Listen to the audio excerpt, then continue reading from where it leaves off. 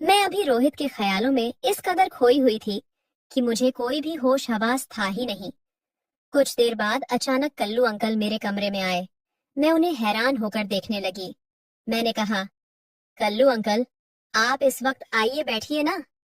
वो मेरी बगल में आकर बैठ गए। थोड़ी देर तक खामोश रहे। मैंने कहा, अंकल क्या बात है, आप इतने चुप चुप क्यों हो? वह बोले, काव्या, मैं तुम्हारे बारे में सब जानता हूँ। मैं पहले उन्हें थोड़ा हैरानी से देखने लगी। मैंने पूछा, अंकल जी, क्या जानते हैं आप मेरे बारे में? अंकल बोले, आज मैंने तुम्हें एक लड़के के साथ पार्क में देखा था, और जो तुम कुछ उसके साथ कर रही थी वह भी देख लिया था।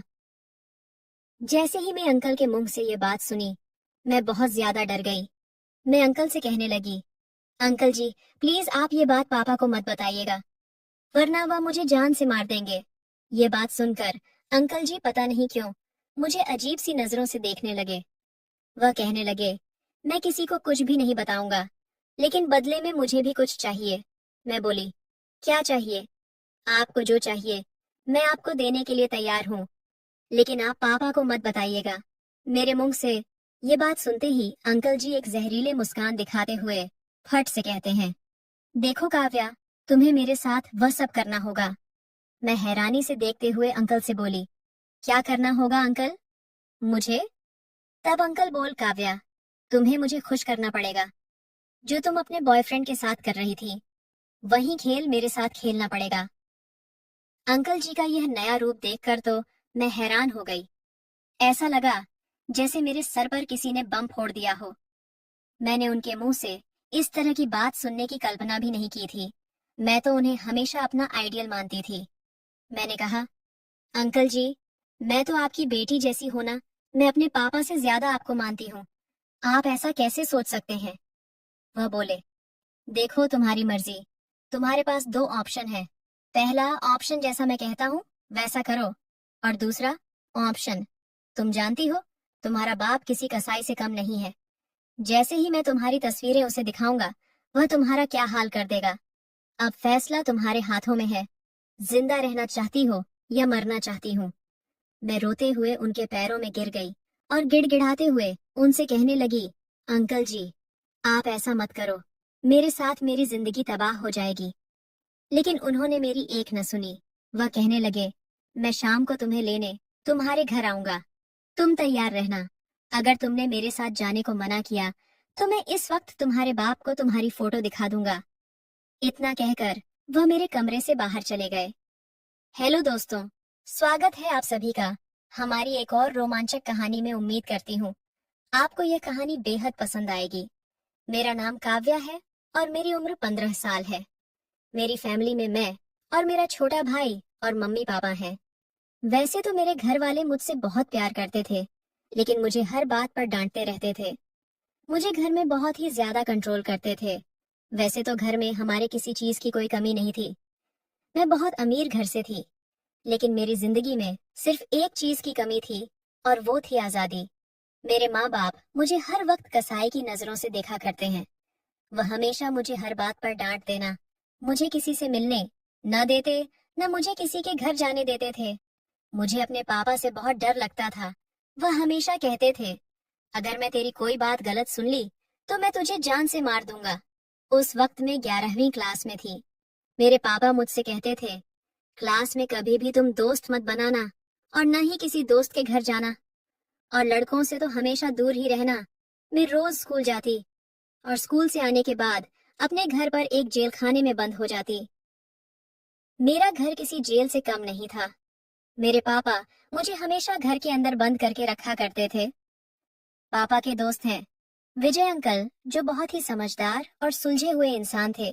उनकी उम्र 50 साल थी। वह मेरे पापा के बिजनेस पार्टनर भी थे। उन्हें सब कल्लू कहते थे, क्योंकि वह बहुत ज्यादा काले थे। इस वजह से उनकी शादी भी नहीं हुई थी। वह अब तक कुंवारे थे। कल्लू अंकल का हमेशा हमारे घर पर आना जाना लगा रहता था। मैं उन्हें बहुत ज्यादा मानती थी, क्योंकि वह मेरी हर बात को समझते थे। वह हमेशा मुझसे कहते थे, पता नहीं तुम्हारा बाप इतना सख्त मिजाज क्यों है, तुम कितनी प्यारी हो, फिर भी वह तुम्हें हमेशा एक कसाई की नजरों से देखता है। तुम बेटी हो ना, इसीलिए वह तुमसे ज्यादा प्यार नहीं करता, तुम्हारे भाई से ज्यादा प्यार करता है। मैं कल्लू अंकल को अपना दोस्त मानने लगी थी। मैं उनसे अपनी हर बात शेयर करती थी। कल्लू अंकल जब भी घर आते थे तो मेरे पास जरूर बैठते थे। मेरे दिल की सारी फरियादी वहीं सुनते थे। मैं हमेशा कल्लू अंकल के साथ पार्क में जाया करती थी और खूब खेला करती थी। वैसे तो मेरे घर वाले कहीं मुझे भेजते नहीं थे, लेकिन कल्लू अंकल की शादी नहीं हुई थी और न ही उनकी कोई औलाद थी। वह मुझे बेटी की तरह चाहते थे, इसलिए मेरे पापा उनके साथ मुझे भेज दिया करते थे। जब मैं 17 साल की हुई तब मुझे प्यार का कुछ कुछ एहसास होने लगा। मेरे स्कूल में रोहित नाम का लड़का मेरे साथ ही पढ़ता था। मेरे और रोहित के बीच में अच्छी दोस्ती हो गई और हम दोनों एक दूसरे से प्यार भी करने लगे थे। लेकिन ये बात मैंने किसी को भी नहीं बताई थी, कल्लू अंकल को भी नहीं। मैं रोहित के साथ एक पार्क में चली जाती थी और वहां जाकर हम लोग अपनी ही दुनिया में मगन हो जाते। एक दिन में रोहित के साथ इस कदर खो गई थी जैसे मुझे बाहर की दुनिया से कोई फर्क ही न पड़ता हो। मुझे रोहित का साथ अच्छा लगने लगा था। वह भी मुझसे बहुत प्यार करता था। मेरी और रोहित की मुलाकात सिर्फ स्कूल में ही होती थी। मैं रोहित को अपनी फैमिली के बारे में सब कुछ बता दिया था। मेरे पापा किस तरह के इंसान हैं और मुझ पर कितनी पाबंदियां लगाते हैं। र इस पर रोहित बोलता है, कोई बात नहीं, जैसे ही तुम 18 साल की हो जाओगे तो मैं अपने पेरेंट्स को तुम्हारे घर रिश्ते के लिए भेज दूंगा। तब तक हम दोनों को अपना रिश्ता छुपाना पड़ेगा, वरना तुम्हारे पापा को पता चल गया तो वह तुम्हारे साथ कुछ भी कर सकते हैं। एक दिन मैं और रोहित ने स्कूल से जल्दी छुट्टी ले ली और हम दोनों इस पार्क में टहलने चले गए, जिस पार्क में कल्लू अंकल मुझे ले जाया करते थे। रोहित मेरी गोद में अपना सर रखकर लेटा हुआ था। हम दोनों एक दूसरे में खोए हुए थे। तभी अचानक वहां पर कल्लू अंकल आ गए और उन्होंने चुपचाप हम दोनों की फोटो खींच ली और वापस चले गए। मुझे कुछ भी होने का अंदेशा नहीं था। मैं तो यह भी नहीं जानती थी कि मुझे और रोहित को कल्लू अंकल ने देख लिया है। थोड़ी देर बाद मैं अपने घर लौट आई और रोज की तरह अपने कमरे में जाकर बैठ गई।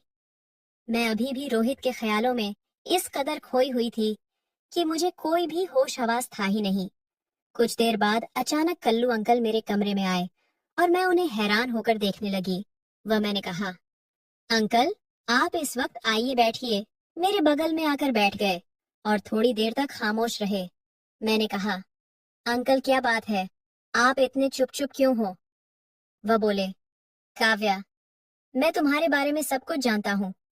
मैं पहले उन्हें थोड़ा हैरानी से देखने लगे। मैंने पूछा, अंकल जी क्या जानते हैं आप मेरे बारे में? अंकल बोले, आज मैंने तुम्हें एक लड़के के साथ पार्क में देखा था। जैसे ही मैं अंकल के मुंह से ये बात सुनी, मैं बहुत ज्यादा डर गई। मैं अंकल से कहने लगी, अंकल जी प्लीज अब पापा को मत बताना, वरना मुझे जान से मार देंगे। ये बात सुनकर अंकल जी पता नहीं क्यों मुझे अजीब सी नजरों से देखने लगे। वह कह आने लगे कि मैं किसी को कुछ भी नहीं बताऊंगा, लेकिन बदले में मुझे भी कुछ चाहिए। मैं बोली, क्या चाहिए? आपको जो चाहिए मैं आपको देने के लिए तैयार हो, लेकिन पापा को मत बताइएगा मेरे मुंह से। ये बात सुनते ही अंकल जी एक जहरीले मुस्कान दिखाते हुए फट से कहते हैं, देखो काव्या, तुम्हें मेरे साथ वह सब करना होगा। मैं अनजान बनते हुए अंकल से बोली, क्या करना होगा अंकल? मुझे? तब अंकल बोले, काव्या, तुम्हें मुझे खुश करना पड़ेगा। जो तुम अपने बॉयफ्रेंड के साथ कर रही थी वही खेल मेरे साथ खेलना पड़ेगा। अंकल जी का यह नया रूप देखकर तो मैं हैरान हो गई। ऐसा लगा जैसे मेरे सर पर किसी ने बम फोड़ दिया हो। मैं उनके मुंह से इस तरह की बात सुनने की कल्पना भी नहीं की थी। मैं तो उन्हें हमेशा अपना आइडियल मानती थी। मैंने कहा, अंकल जी, मैं तो आपकी बेटी जैसी हूँ। मैं अपने पापा से ज्यादा आपको मानती हूँ। आप ऐसा कैसे सोच सकते हैं? वह बोले, देख लो तुम्हारी मर्जी, तुम्हारे पास दो ऑप्शन है। पहला ऑप्शन जैसा मैं कहता हूँ वैसा करो, और दूसरा ऑप्शन, तुम जानती हो तुम्हारा बाप किसी कसाई से कम नहीं है। जैसे ही मैं तुम्हारी तस्वीर उसे दिखाऊंगा वह तुम्हें जान से मार देगा। अब फैसला तुम्हारे हाथ में है, जिंदा रहना चाहती हो या मारना चाहती हो? मैं रोते हुए उनके पैरों में गिर गई और गिड़गिड़ाते हुए उनसे कहने लगी, अंकल जी, आप ऐसा मत करो मेरे साथ। लेकिन उन्होंने मेरी एक न सुनी। वह कहने लगे, मैं शाम को तुम्हें लेने तुम्हारे घर आऊंगा।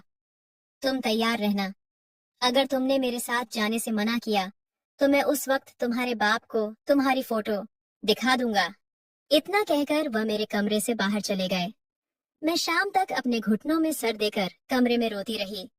करीब रात के 8 बजे अंकल जी मेरे घर आए और पापा के साथ बैठकर चाय पीने लगे। चाय पीते पीते अंकल मेरे पापा से कहने लगे, यार, आज मुझे किसी बर्थडे पार्टी में जाना है। मैं सोच रहा हूँ तुम्हारी बेटी काव्या को भी अपने साथ ले जाओ। वैसे भी वो हर वक्त अपने घर में बंद रहती है। तुम तो उसे कहीं बाहर निकलने ही नहीं देते। इस बहाने से वह शायद घूम ले। लेकिन मेरे पापा बोले, हाँ, ये तो सच है। मुझे अपनी बेटी का घर से बाहर निकलना बिल्कुल भी अच्छा नहीं लगता, लेकिन तुम्हारे साथ भेजने में मुझे कोई एतराज नहीं। मैं जानता हूँ तुमने बचपन से आज तक मेरी बेटी को अपनी औलाद की तरह समझा है, इसलिए मैं तुम पर भरोसा करता हूँ। तुम जहाँ चाहे उसे ले जा सकते हो। फिर अंकल मेरे पापा से बोले, हो सकता है पूरी रात ना आ पाऊं, क्योंकि जहाँ पार्टी है वह जगह बहुत दूर है, इसलिए मैं सुबह तक ही आ पाऊंगा। मेरे पापा बोले, कोई बात नहीं है काव्या, अगर तुम्हारे साथ है तो मुझे कोई फिक्र नहीं है। मैं अपने पापा और अंकल की सारी बातें सुन रही थी, लेकिन मैं कोई भी फैसला नहीं ले पा रही थी। मन तो कर रहा था कि मैं आत्महत्या कर लूं। ऐसी जिंदगी से तो अच्छा मौत भली। थोड़े ही देर में अंकल मुझे अपने साथ अपने घर ले गए। जैसे ही मैं उनके घर पहुंची, मैं फिर से अंकल से मिन्नत करने शुरू कर दी, लेकिन उन्होंने मेरी एक न सुनी। वह कहने लगे, देखो काव्या, तुम मेरी सगी बेटी तो हो नहीं जो मैं तुम पर तरस खाऊं, और वैसे भी तुम मुझे पहले से ही बहुत पसंद थी। मेरी शुरू से ही तमन्ना थी कि मैं तुम जैसी कच्ची कली के साथ हर वक्त गुजारूं। मैं तो मौके की तलाश में था, और देखो, वह मौका मुझे मिल गया। वह भेड़िया पूरी रात मुझे नोचता रहा और मैं अपनी किस्मत को कोसते रही। सुबह होते ही उन्होंने मुझे घर छोड़ दिया और जाते हुए कहने लगे, काव्या, मुझे कभी न मत कहना, वरना अंजाम तुम जानती हो। मैं जब भी तुम्हें बुलाऊंगा तुम्हें आना पड़ेगा। इतना कहकर वह मेरे घर से चले गए। मैं दौड़कर अपने कमरे में गई और घुटनों में अपना सर देकर रोने लगी। आज मुझे 2 दिन हो गए थे। मेरे हलक से पानी भी नहीं उतारा था और ना ही मैं कॉलेज गई थी। मेरी माँ कमरे में आई और मुझसे कहने लगी, क्या हुआ, तुम्हारी तबीयत खराब है? क्या तुम 2 दिन से कुछ खा भी नहीं रही हो और न ही अपने कॉलेज गई? क्या बात है? मैंने रोते हुए अपनी माँ से कहा, जाओ यहाँ से, मुझे अकेला छोड़ दो। वह मेरे ऐसे रवैये को देखकर हैरान हो गई और तुरंत बाहर चली गई। मैंने अपने मन में सोच लिया था कि ये बात मैं किसी को बताऊं या ना बताऊं, लेकिन रोहित को जरूर बताऊंगी। मैं उसे धोखे में नहीं रखूंगी। अगले दिन मैं कॉलेज गई तो रोहित मेरे पास आया और कहने लगा, क्या हुआ काव्या, तुम 2 दिन से कॉलेज क्यों नहीं आ रही थी और इतनी चुप चुप क्यों हो? मैं उसे गले लगाकर रोने लगी। वह मुझे चुप करवाने की कोशिश करने लगा। आखिर बात क्या बात है? तुम इतने परेशान क्यों हो? मुझे कुछ तो बताओ। मैंने कहा, रोहित, अब मैं तुम्हारे लायक नहीं हूँ, भूल जाओ मुझे। वह बोला, ये बहकी बहकी बातें क्यों कर रही हो? तुम्हारे साथ ऐसा क्या हुआ है जो तुम मेरे लायक नहीं रही? मैंने उसे बैठकर सब कुछ बता दिया, जो जो अंकल ने मेरे साथ किया। जैसे उसने वह बात सुनी, उसका खून खौल उठा। वह गुस्से में मेरे हाथों को खींचता हुआ पुलिस स्टेशन लेकर गया और वहां जाकर उसने सारी बात पुलिस वालों को बता दी। पुलिस वालों ने अंकल को गिरफ्तार कर लिया। ये बात मेरे पापा को भी पता चल गई। मुझे लगा मेरे पापा मुझे जिंदा नहीं छोड़ेंगे, लेकिन ऐसा कुछ भी नहीं था। मेरे पास पापा आए, हाथ जोड़कर माफी मांगने लगे और कहने लगे, मैं तुम्हारा गुनहगार हूँ। मैं उस शैतान के हाथों में तुम्हारा हाथ दिया था। मुझे नहीं पता था कि वह तुम्हें किस मकसद से लेकर जा रहा है। अगर मुझे पता होता तो मैं उस वक्त और तुम्हारी इज्जत पर आंच नहीं आने देता। ये बात सुनकर मैं अपने पापा से लिपट कर रोने लगी। मेरे पापा ने रोहित का शुक्रिया अदा किया और वहां से चले गए। मैं भी अपने पापा के पीछे पीछे जाने लगी। तभी रोहित ने मेरा हाथ पकड़ा और कहने लगा, काव्या, मैं जितना तुम्हें कल चाहता था उतना ही आज भी चाहता हूँ। मेरे लिए तुम उतनी ही पवित्र हो जितना कि पहले थी, इसीलिए खुद को कभी अकेला मत समझना। कल मैं अपने मम्मी पापा को तुम्हारे घर रिश्ते के लिए भेजूंगा।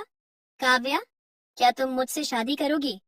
ये सुनते ही मेरी आंखों में आंसू आ गए और मैंने हाँ में सर हिला दिया।